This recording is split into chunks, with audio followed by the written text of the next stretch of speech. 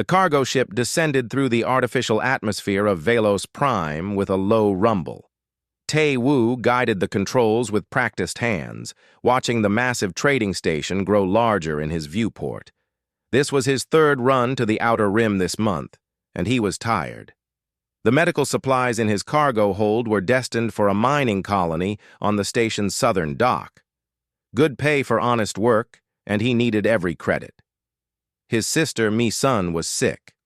Radiation poisoning from a mining accident 6 months ago had left her weak and dying. The treatments were expensive, more expensive than a simple cargo pilot could normally afford. But Tae-woo worked harder than most. He took the dangerous routes, the ones through pirate space and unstable wormholes. Other pilots refused those jobs. Tae-woo accepted them all. The docking clamps seized his ship with a metallic clang. He powered down the engines and checked his tablet. The payment for this delivery would cover 2 months of Mi-sun's treatment. He allowed himself a small smile.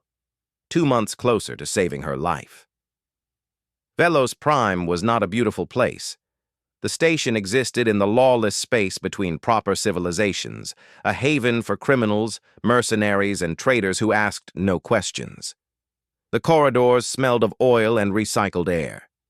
Aliens of 100 species moved through the crowds, and humans were rare here. Tae-woo kept his head down and his business quick. He delivered the medical supplies to the mining representative and received the credit chip. 20,000 galactic credits, loaded and verified. He tucked it into his jacket pocket and headed toward the engineering bay. His ship's navigation system had been acting strange during the last jump. Better to fix it now than risk getting lost in deep space. The cantina sat between the main docks and the engineering section. Tae-woo had planned to walk past it, but his stomach growled. He had not eaten since yesterday morning. A quick meal would not hurt. He pushed through the doors and immediately felt every eye turn toward him. Humans were unusual here. Most aliens found them weak and unimpressive. Tae-woo had heard the whispers before. Soft skin, no claws, no natural armor. A prey species that got lucky enough to build spaceships. He ignored the stares and found a seat at the bar. The bartender, a massive creature with 4 arms and gray skin, grunted at him. "What do you want, human?" "Whatever protein you have." "And water." The bartender slid a plate of something that might have been meat across the counter. Tae-woo ate slowly, trying not to think about what animal it came from. The cantina was loud with conversation and the clash of gambling games. He was almost finished when he heard the laughter. A group of aliens sat at a large table near the back. They were Scaran, reptilian warriors with scales like armor and teeth like knives. The leader was massive, nearly 3 meters tall, with scars across his face and arms. His name was Krellmoth, and Tae-woo recognized him from wanted posters. The Vraxis Hunting Pack, they called themselves. Mercenaries and killers who hunted sentient beings for sport. Krellmoth pointed at Tae-woo and said something in his own language. The other Scaran laughed, a harsh sound like breaking glass. Tae-woo kept eating, pretending not to notice. "Hey, soft skin!" Krellmoth called out in broken galactic common. "You lost, little human?" Tae-woo did not respond. He finished his meal and stood to leave. A heavy hand fell on his shoulder, pushing him back into his seat. One of Krellmoth's pack members, a female named Vexra, leaned close. Her breath smelled like rotting meat. "Boss talking to you, prey thing." "I don't want trouble," Tae-woo said quietly. Krellmoth stood and walked over, his footsteps shaking the floor. "Trouble? No. Just curious. We never hunted human before. They say your kind runs far but dies easy. True?" The cantina had gone quiet. Everyone was watching now. Tae-woo felt his heart racing, but kept his voice steady. "I'm just a cargo pilot. I'm leaving." "Leaving?" Krellmoth reached into Tae-woo's jacket and pulled out the credit chip. "What this? Payment for work?" He crushed it in his fist and pieces of broken plastic fell to the floor. 20,000 credits destroyed in an instant. Taewoo felt something cold settle in his chest. That was mine. Was, Krellmoth agreed. Now is nothing. What you going to do, human? Fight? The pack laughed again. Taewoo stood up, his fists clenched. He was not a fighter. He had never been a soldier or a warrior, but that was his sister's life in Krellmoth's hand, crushed to pieces. He swung at Krellmoth's face. The punch connected, but it was like hitting a stone wall. Krellmoth did not even blink. Then his hand shot out and grabbed Taewoo by the throat, lifting him off the ground. Taewoo struggled, gasping for air. "Brave," Krellmoth said. "Stupid, but brave. I like that." He threw Taewoo across the room. Taewoo crashed into a table, pain exploding through his ribs. The pack surrounded him. Thurn, the heavy weapons specialist, kicked him in the stomach. Kolvix, the scout, laughed and stomped on his hand. Vexra watched with cold eyes. They beat him methodically, professionally, making sure every part of him hurt.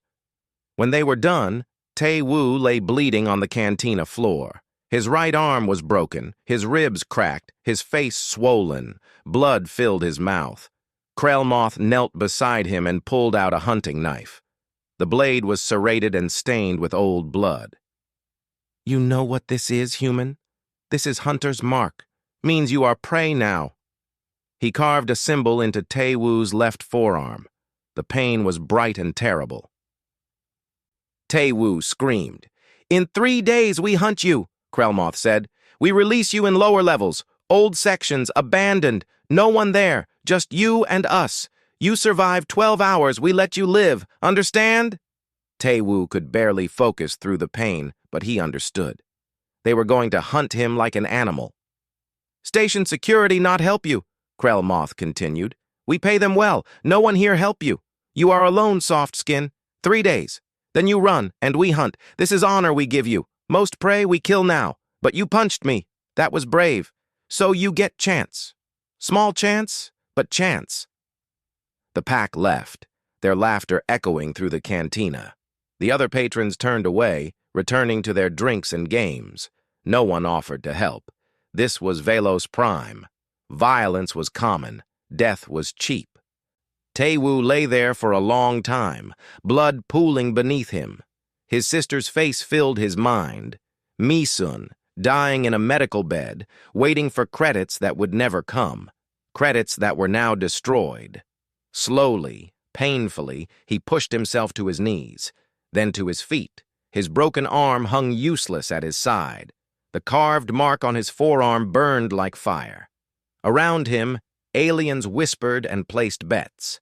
No one gave him a chance. No one thought he would survive. But as Taewoo stumbled toward the cantina doors, something changed inside him. The cold feeling in his chest spread outward, filling him with a clarity he had never known. They thought he was prey. They thought humans were weak. They were going to learn they were wrong. 3 days. He had 3 days to prepare. 3 days to become something other than prey.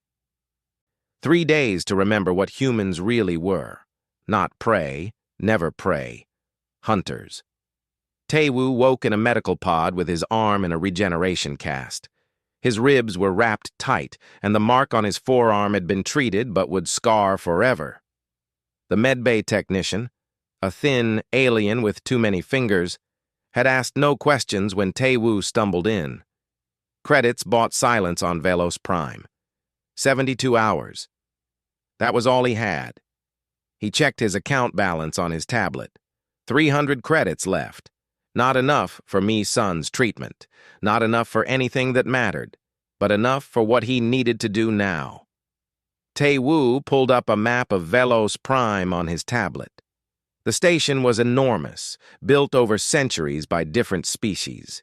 The upper levels were active, filled with shops and docks and living quarters, but the lower levels, the old sections, had been abandoned decades ago when newer construction replaced them. Miles of empty corridors, maintenance tunnels, and forgotten rooms. That was where the hunt would happen. He studied the map until his eyes hurt, memorizing every turn and junction. Then he looked up everything he could find about the Vraxis hunting pack. Krellmoth was the leader, a Scaran warrior who had killed over 200 sentient beings. His species was strong, fast, and had excellent night vision. They were cold-blooded, though, which meant they needed heat to stay active. Their skin was tough like armor, but their joints were vulnerable. Vexera was his second in command, smaller but faster than Krellmoth. She specialized in tracking and ambush tactics. Her species had thermal vision, able to see body heat through walls. Thurn was the heavy fighter, carrying massive weapons and wearing partial armor. Slow but incredibly strong, nearly impossible to hurt with conventional weapons. Kolvix was the scout, small and quick, with motion-sensing organs that could detect movement in complete darkness. 4 professional killers against 1 cargo pilot. The odds were impossible. But Tae-Woo was not thinking about odds anymore. He was thinking about advantages. He left the med bay and made his way through the lower commercial levels, heading for a section most people avoided. The black market district was dangerous, but Tae-Woo knew someone there. Hyojin's shop was hidden behind a legitimate parts dealer. You had to know the right door to knock on. Tae-Woo knocked 3 times, paused, then twice more. The door slid open. Hyojin was human, one of the few in this part of space. She was older than Tae-Woo, maybe 50, with gray hair and scars that told stories she never shared. She had been military once, back on Earth, before she came to the Rim. Now she sold weapons to anyone with credits. She looked at Tae-Woo's bandages and the mark on his arm. Vraxis pack? Yes. You're dead. Maybe. But I want to give them a fight first. Hyojin studied him for a long moment, then nodded. Come in. Her shop was small but organized. Weapons lined the walls, everything from plasma rifles to blade weapons to explosives. Tae-Woo explained what he needed, and Hyojin listened without interrupting. When he finished, she said, "You're not thinking about surviving, you're thinking about revenge. They destroyed my sister's treatment money. They're going to hunt me for fun. Yes, I want revenge." Good, Hyojin said. Revenge is better than hope. Hope makes you sloppy. Revenge keeps you focused. She began pulling items from her inventory. You have 300 credits. Not much, but we can work with it. She gave him a small plasma cutter, designed for cutting metal but deadly at close range. A dozen small explosive charges, normally used for mining, a combat knife with a molecular edge, and a medical kit with military-grade stimulants. You can't outfight them, Hyojin said. You're human. We're not built for straight combat against species like the Scaran, but we have other advantages. Like what? Endurance, adaptability, stubbornness. She pulled up a file on her computer. You know what humans are, Tae-Woo? We're pursuit predators. Back on Earth, before we built cities, our ancestors hunted by chasing animals until they collapsed from exhaustion. We can't run fast, but we can run forever. We sweat to cool down so we don't overheat. We can eat almost anything for energy. And we don't know when to quit.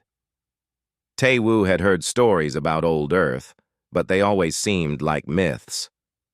That was thousands of years ago. Evolution doesn't care about time. Your body still remembers. Hyojin pointed at his chest. Your heart, your lungs, your muscles, they're built for endurance. The Scaran are built for quick kills. Make them chase you, wear them down, make it long and slow and painful. She spent the next hour teaching him basics. How to set traps, how to move quietly, how to use the environment as a weapon. Tae-Woo absorbed it all, his mind working faster than it ever had. One more thing, Hyojin said. She pulled out a small device, about the size of his thumb. Communicator jammer. Short range, but it'll mess with their equipment. Use it when you need confusion. Why are you helping me? Tae-Woo asked. You could sell this information to them for more than 300 credits. Hyojin smiled, and it was not a kind smile. Because I'm human too, and I'm tired of aliens thinking we're weak. You kill those bastards, and maybe others will think twice before mocking the next human they meet. Tae-woo left her shop with his supplies and headed for the lower levels. He had 2 days left. He spent every hour exploring the abandoned sections. The air was stale and cold down here. Emergency lights flickered in some corridors, while others were completely dark.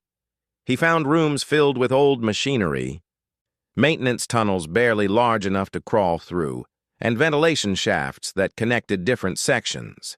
He hid supplies in different locations, water and food in one spot, medical supplies in another, weapons in a third. If he was injured or lost, he would have resources scattered throughout the hunting ground. He found a massive coolant pipe that ran through one section. If ruptured, it would flood the area with freezing gas. Perfect for slowing down cold-blooded Scaran. He found a maintenance tunnel that had partially collapsed, creating a narrow passage. Large aliens like Krellmoth could not fit through, but a human could. He found an old reactor level, still hot from residual radiation. The heat would blind thermal vision. Every weakness, every advantage he cataloged and planned for. On the second day, he began training his body. He ran through the corridors until his legs screamed, then ran more. He practiced climbing through vents and moving silently. He tested his endurance, pushing himself harder than he ever had. His broken arm was healing slowly in the regeneration cast, but it still hurt. His ribs ached with every breath, but pain was just information. He could work through information. On the third morning, 6 hours before the hunt began, Tae-woo sat in a dark corridor and thought about Mi-sun. He thought about her smile, her laugh, the way she used to tease him when they were children. She was dying, and he could not save her now. The money was gone, but he could do this. He could make the Vraxis pack pay for what they took. Tae-woo checked his gear one last time. Plasma cutter, explosives, knife, jammer, medical kit. Everything was ready. He thought about what Hyo-jin had said. Humans were pursuit predators. They did not give up. They did not quit. The Vraxis pack thought they were hunting prey. They were wrong. Tae-woo stood and walked toward the hunting ground entrance. His heart was steady. His mind was clear. The mark on his arm burned, but he wore it like armor now. He was not prey. He was something the galaxy had forgotten about. He was human. The entrance to the lower levels sealed behind Tae-woo with a heavy thud. He stood in darkness, listening to his own breathing. Somewhere above him, he knew the Vraxis pack was gathering their weapons and checking their equipment. They would enter in 10 minutes. He had that long to get into position. He did not run. Running wasted energy, and he would need every bit of endurance for the next 12 hours. Instead, he moved quickly through the corridors, heading for his first prepared location. A voice crackled over the station's speakers. "The hunt begins in 5 minutes. Odds are currently 500 to 1 against the human. Place your final bets now." 500 to 1. The entire station thought he was already dead. Tae-woo reached a junction point where 3 corridors met. He had placed a small camera here, wired to a portable monitor he carried. He could watch the Scarans approach without being seen. He settled into a maintenance closet and waited. 4 minutes passed. Then the speakers announced, "The hunt begins now." On his monitor, Tae-woo watched the pack enter the lower levels. Krellmoth led them, carrying a plasma rifle that could punch through steel. Vexra moved beside him, her thermal vision scanning the corridors.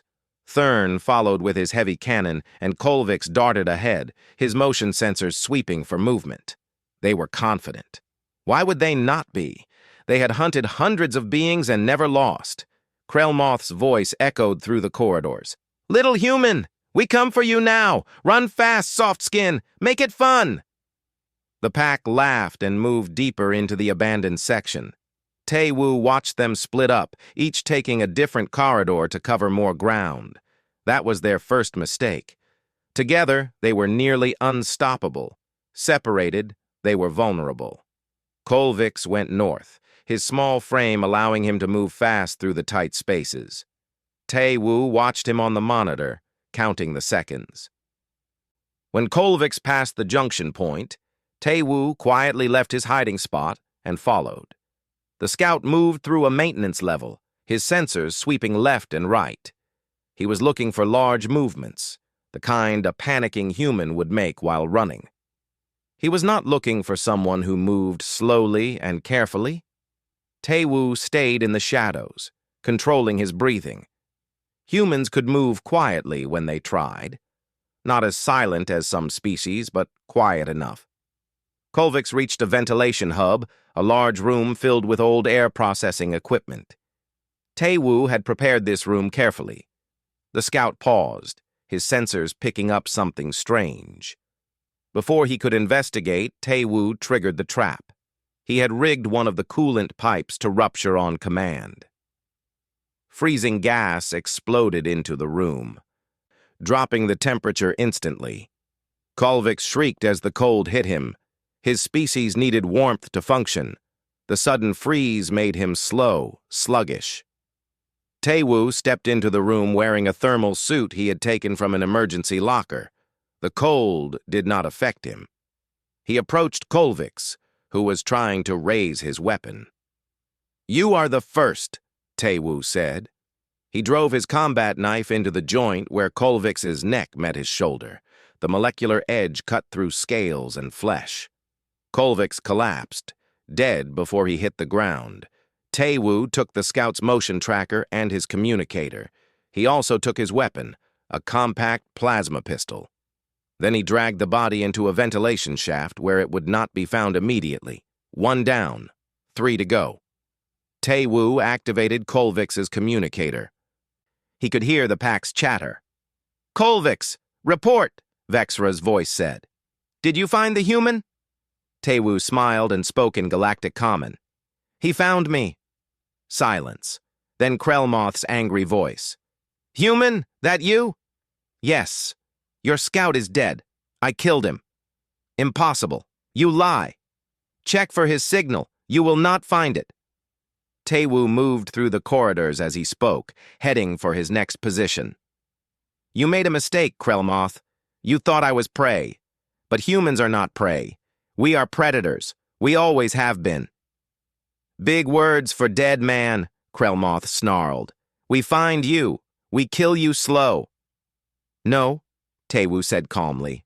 "I will find you, one by one, and I will kill you all." He turned off the communicator and kept moving.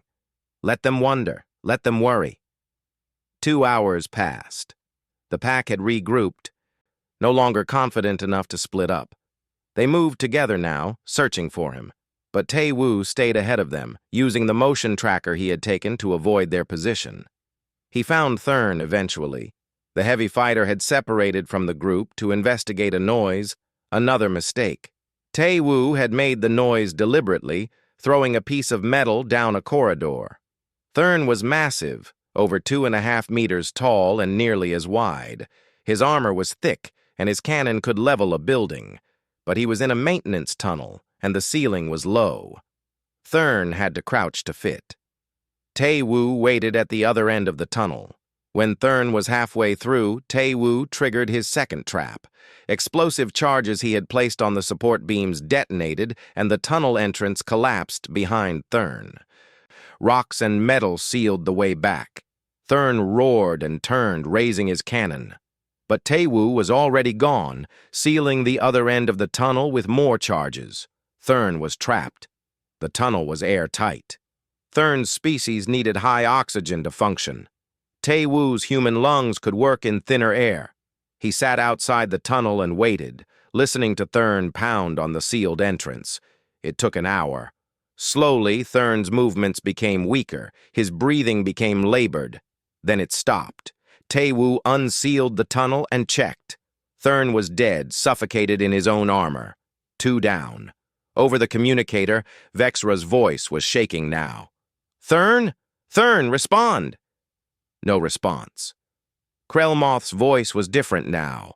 The mockery was gone. "Human, what are you?" "I am what you should have feared. Tae-woo replied. I am what happens when you hunt something that hunts back. 6 hours into the hunt, the pack was down to 2. Krellmoth and Vexra moved together now, weapons ready, scanning every shadow. They were no longer hunting. They were surviving. But Tae-woo was patient. Humans had hunted mastodons on ancient Earth, chasing them for days until the great beasts collapsed from exhaustion. He could wait, he could chase, he could outlast.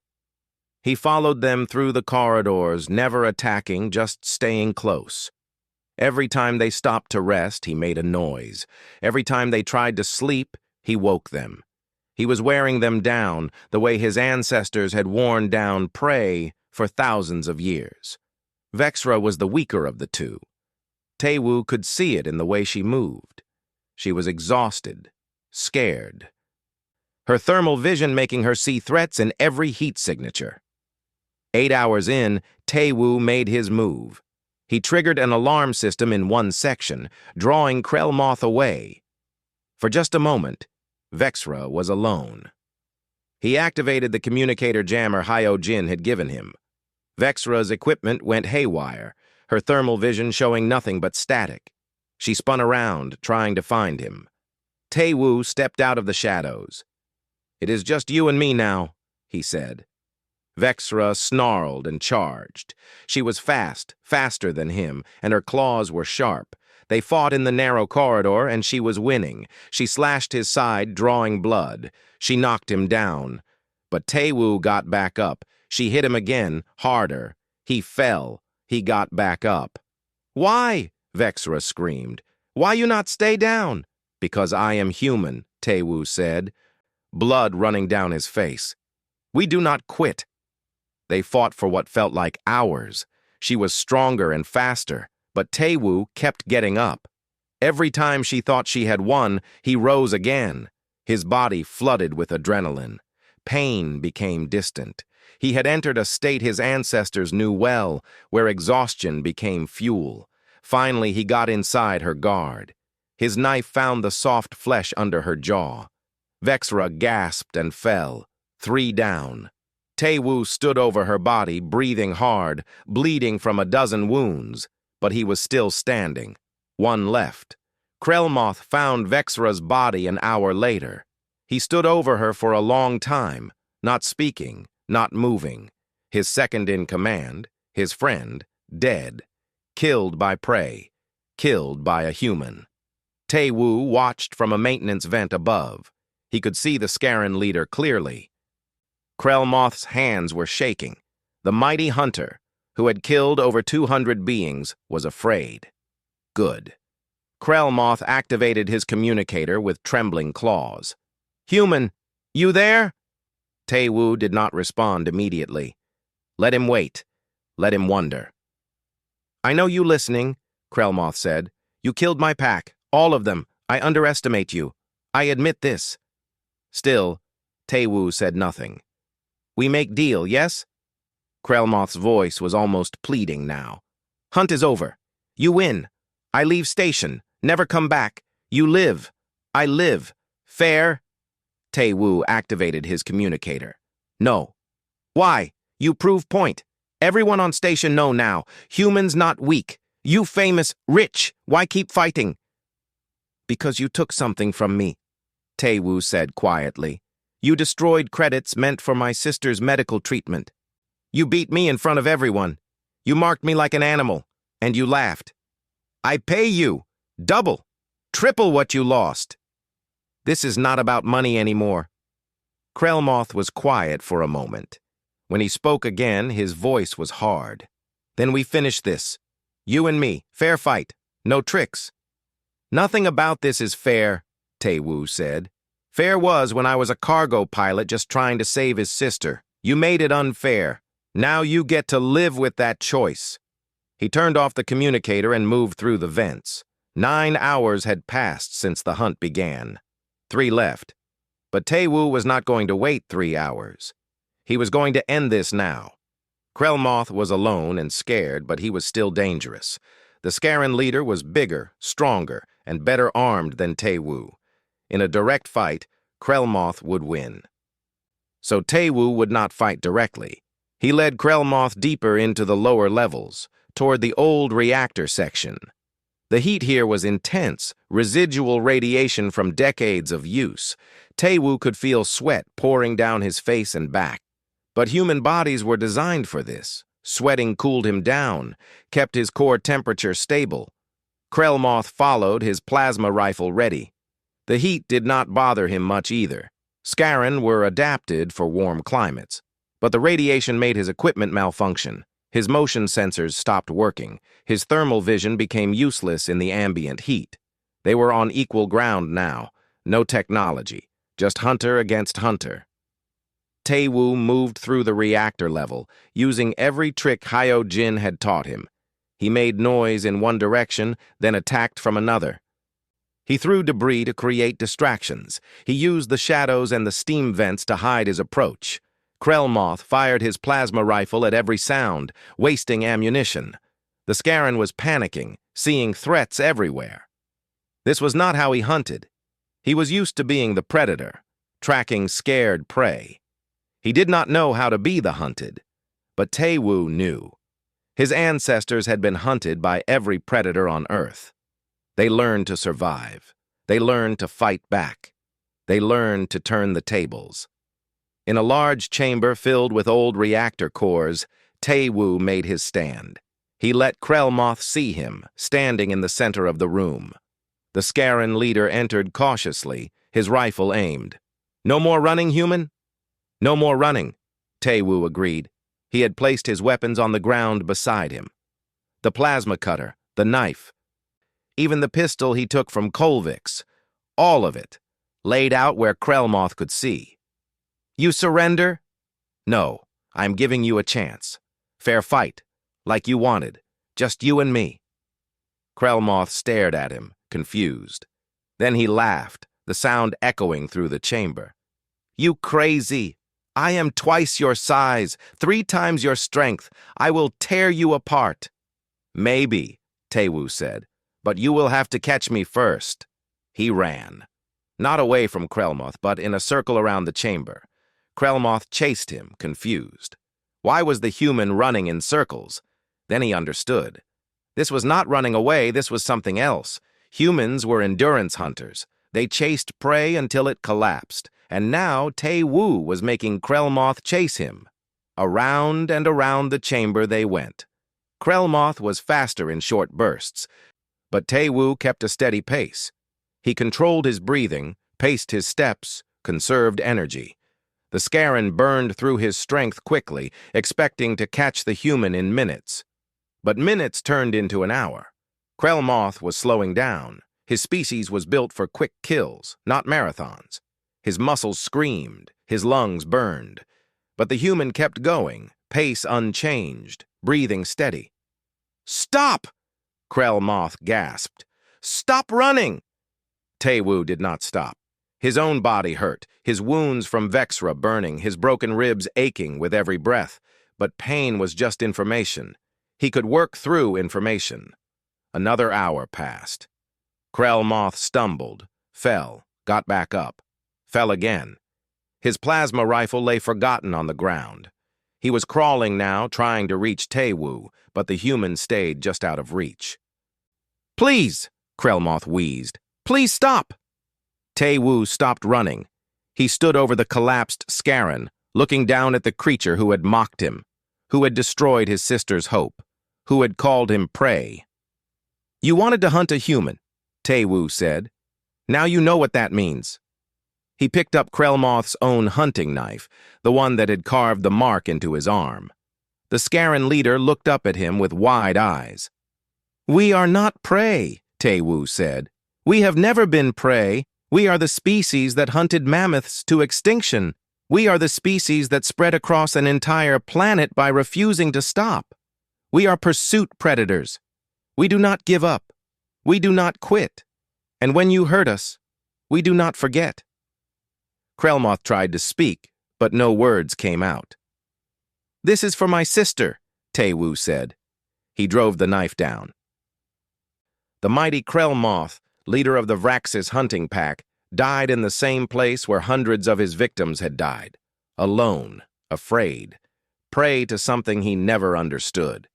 Tae-woo sat down beside the body. His hands were shaking. His body was failing now that the adrenaline was fading. Blood from his wounds soaked his clothes. He might die here too, he realized. He might have won the hunt, but lost his life anyway. Then he heard a sound. The doors to the hunting ground opened. The 12 hours were up. Tae-woo stood on shaking legs and walked toward the exit. Each step was agony. But he walked. Humans always walked. No matter how tired, no matter how hurt, they got up and they walked.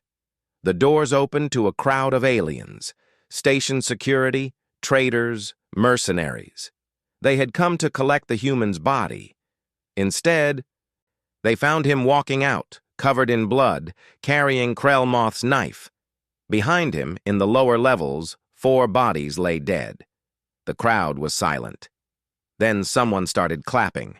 Then another. Then the entire crowd erupted in noise. Some were cheering. Some were shouting in disbelief. Others were angry, having lost fortunes in the betting pools. But all of them were looking at the human differently now. Not as prey, as something to be feared. Tae-woo woke in the same medical pod where he had started 3 days ago, but this time, the technician was more respectful. This time, people whispered when they passed his room. This time, everything was different. His wounds were serious, but not fatal. Broken ribs, deep cuts, blood loss. The medical pod worked for 2 days straight to repair the damage. When he finally walked out, his body was whole again. But the mark on his arm remained. He had asked them not to remove it. It was a reminder of what he had survived. Hyojin was waiting for him outside the med bay. "You did it," she said simply. "I did. The whole station is talking about nothing else. A human killed the Vraxis hunting pack, alone.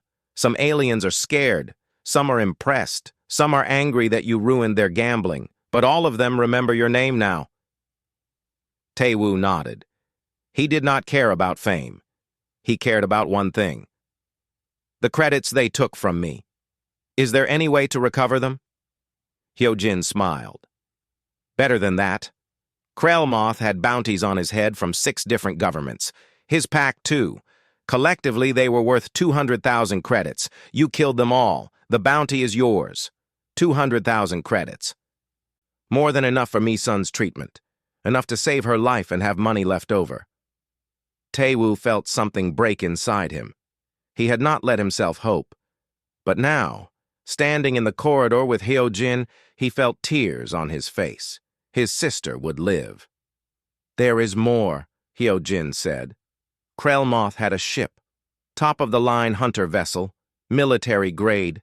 Station authorities are giving it to you as compensation for the attack. It is worth another 100,000 easy." "Why would they do that?" "Because half the station bet against you. They lost millions. Giving you the ship is cheaper than dealing with riots. Also, they do not want you angry. No one wants to make the human angry." Over the next week, Tae-woo recovered fully. He sent the credits to Mi-sun's medical facility, enough to cover all her treatments and ensure she would live. She sent him a message back, asking what happened, where did the money come from. He told her he got a bonus from his cargo company. She did not need to know the truth. He also visited Krellmoth's ship, now his ship. It was beautiful, sleek, and deadly, with weapons that could take down small military craft. Inside, he found Krellmoth's collection. Trophies from his hunts, teeth, claws, skulls, 200 beings all dead for sport. Tae-woo spent a day cataloging each trophy. He researched the victims, found their families where possible, and sent the trophies home. The skulls and teeth were buried or cremated according to each species' customs. The hunter's collection was destroyed. In its place, Tae-woo put a single item. Krellmoth's hunting knife. Cleaned and mounted on the wall. A reminder that hunters could become the hunted. News of the hunt spread beyond Velos Prime. Across the outer rim, in cantinas and trading posts, people told the story. Details got exaggerated, as stories do. Some said Tae-woo had killed the pack with his bare hands. Some said he was a secret military operative. Some said he was not human at all, but something else wearing human skin. But the core truth remained.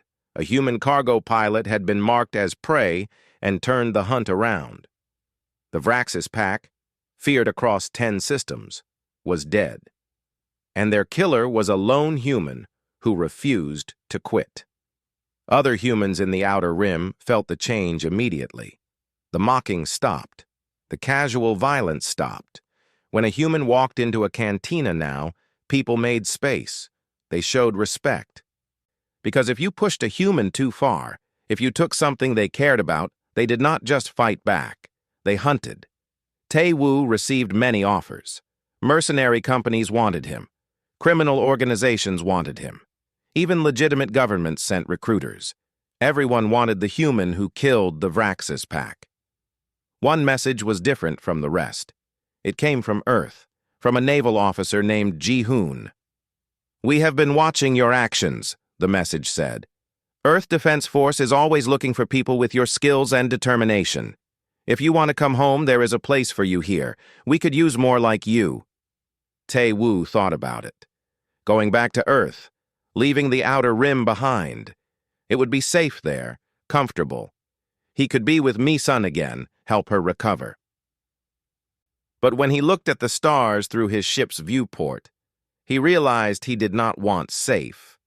The rim needed humans who would not back down, who would show the galaxy that humanity was not weak. He sent a message back to Ji-hoon. "Thank you, but I am staying here. Someone has to remind the aliens that humans are not prey." Instead, Tae-woo started taking jobs again, not cargo runs this time. He took contracts to hunt down predators like Krellmoth, pirates who raided colony ships, slavers who took the weak, mercenaries who killed for sport. He became something the Outer Rim had never seen before, a human hunter who specialized in hunting hunters. His reputation grew. They called him different names in different languages, but they all meant the same thing. The pursuit, the one who does not stop, the human. 6 months after the hunt, Tae-woo sat in a cantina on a station far from Velos Prime. A young alien mercenary, drunk and stupid, laughed at the human trader sitting quietly in the corner. "Look at soft skin," the mercenary said to his friends. "Humans so weak. Easy prey." An old spacer, a veteran of many systems, put a hand on the mercenary's shoulder. The spacer was not human. He was a Graxian trader who had been on Velos Prime that day. "Let me tell you a story," the old spacer said, "about a human named Tae-woo and the day he hunted the Vraxis pack." The cantina went quiet. Everyone knew that story. Everyone had heard different versions. But hearing it from someone who was there, that was rare. The old spacer told the tale carefully. How the human had been beaten and marked. How he prepared for 3 days. How he killed the pack one by one, using endurance and strategy and the refusal to quit. How he walked out of the hunting ground while 4 professional killers lay dead behind him. When the story ended, the young mercenary was pale. He looked at the human trader in the corner with new eyes, with respect, with fear.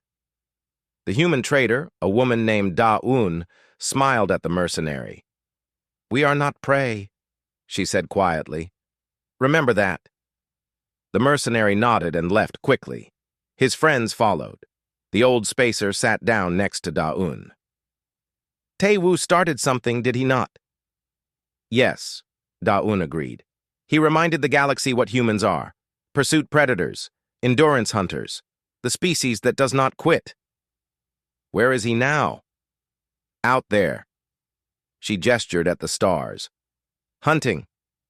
Somewhere in the outer rim, Tae-woo sat in his ship's cockpit, reviewing a new contract. A pirate gang had been attacking refugee ships. 20 confirmed kills, all civilians. The pirates were Scaran, like Krell Moth had been. They thought themselves mighty hunters. Tae-woo accepted the contract and set his course. They would learn the same lesson Krell Moth learned. They would learn that when you hunt humans, you become the prey, and humans never ever stop pursuing their prey. The mark on Tae-woo's arm caught the light as he worked the controls. He looked at it sometimes and remembered everything. The pain, the fear, the moment he decided to fight back. The moment he stopped being prey and became something else, not a victim, not prey, a hunter. The ship jumped to hyperspace, heading toward its next target. In the cargo hold, Krellmoth's knife hung on the wall. A reminder, a warning. The galaxy had mocked the lone human. The lone human struck back and hunted them, and the mocking stopped forever.